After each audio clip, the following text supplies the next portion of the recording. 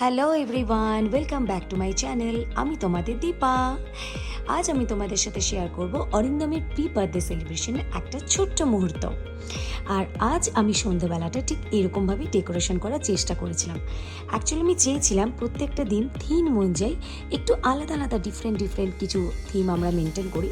তো আজ সন্ধ্যেবেলাটা আমি প্রত্যেকটা কটেজকে ঠিক এরকমই ফ্লাওয়ার আর লাইট দিয়ে সুন্দর করে ডেকোরেশন করেছিলাম। আর এটা ছিল অরিন্দমের কেক কাটিংয়ের স্টেজ। আর এটা হচ্ছে আমাদের ডিজে অমিত। অমিত খুব ভালো প্লেয়ার। আর এটা হচ্ছে আমাদের মকটেল দাদা, যে কিনা বোতল নিয়ে আমাদেরকে ভীষণ সুন্দর সুন্দর মজাকিও কিছু আমাদের খেলা দেখাচ্ছিল। আর এটা হচ্ছে মুকেশ, ও খুব ভালো সিঙ্গার, গিটার নিয়ে আমাদেরকে ভীষণ সুন্দর খুব ভালো ভালো অরিজিৎ সিংয়ের গান আমাদেরকে শুনিয়েছিল। একে একে প্রত্যেকটা গেস্ট, রিলেটিভ, ফ্রেন্ডস যারা আমাদের ইনভাইট ছিল তারা প্রত্যেকে আমাদের সাথে একে একে আমাদের পার্টি জয়েন করলো। এটা হচ্ছে কেশবকে আশা করি তোমরা সবাই চেনো। আর আমার ফ্যামিলি মেম্বার্স, ফ্রেন্ডস যারা ছিল আমরা সবাই তখন ফটো তুলতে খুব ব্যস্ত। বেসিক্যালি আমার কাজ ছিল সবাইকে ডেকে ডেকে নিয়ে একটু ফটো তোলা। আর অলরেডি আমাদের পার্টি তখন স্টার্ট, মিউজিক, ডান্স, সবার সাথে বা একে অপরের সাথে পরিচয় করানো, কথা বলা। ওভারঅল আমাদের সেদিনকে পার্টিটা খুবই ভালো হয়েছিল। আর এটা হচ্ছে আমার সেই পুচকুটা যার কাছ থেকে আমি সবসময় একটু হাম্পো নেওয়ার জন্য ব্যস্ত থাকি। বাট ও ভীষণ মুডি, কখনো হাম্পো দেবে তো কখনো একদমই না, বাট আমি জোর করি ওর সাথে বেসিক্যালি। আর আমাদের সেদিনকে 19 তারিখের বার্থডে পার্টিতে তোমাদেরকে বলে দিই, আমাদের সেদিনকে কোনো অ্যাঙ্কার ছিল না, তাই অ্যাঙ্কারিংয়ের দায়িত্বটা কিন্তু আমার ঘাড়েই এসেছিল। যদিও আমি একদমই প্রফেশনাল অ্যাঙ্কার তো নই, বাট ওই নিজেদের ফাংশানে টুকটাক একটু চেষ্টা, তাই আমার উপরেই সেই দায়িত্বটা চলে এসেছিল। আর আমাদের সেদিনকে সন্ধ্যাবেলাটায় আমি চেষ্টা করেছিলাম সবার সাথে সবার ঠিক অ্যাঙ্কারিংয়ের মাধ্যমে একে অপরের সাথে ইন্ট্রোডিউস করানো, সবাইকে ডাকা, ডান্স করানো, ছবি তোলানো, ব্যাস এটাই। আর আমি চেষ্টা করছি যে যাতে অরিন্দমের বার্থডেতে কোনো রকম কোনো কিছু প্রবলেম বা ত্রুটি না হয়, ওভারঅল যেন সব কিছু ঠিকঠাকই থাকে।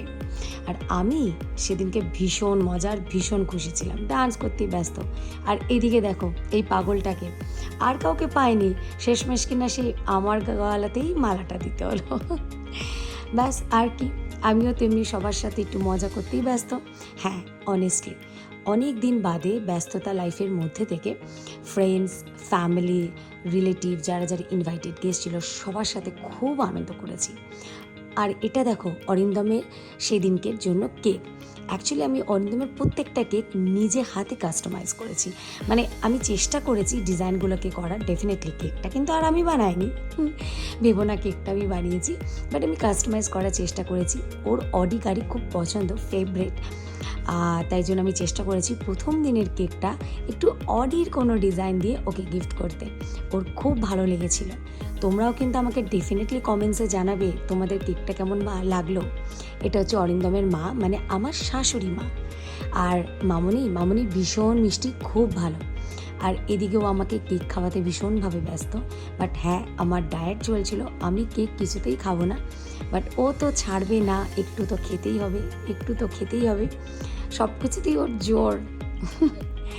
আর শেষমেশ দেখো, আমাকে খাওয়াতে না পেরে আমাকে গালেই লাগিয়ে দেবে।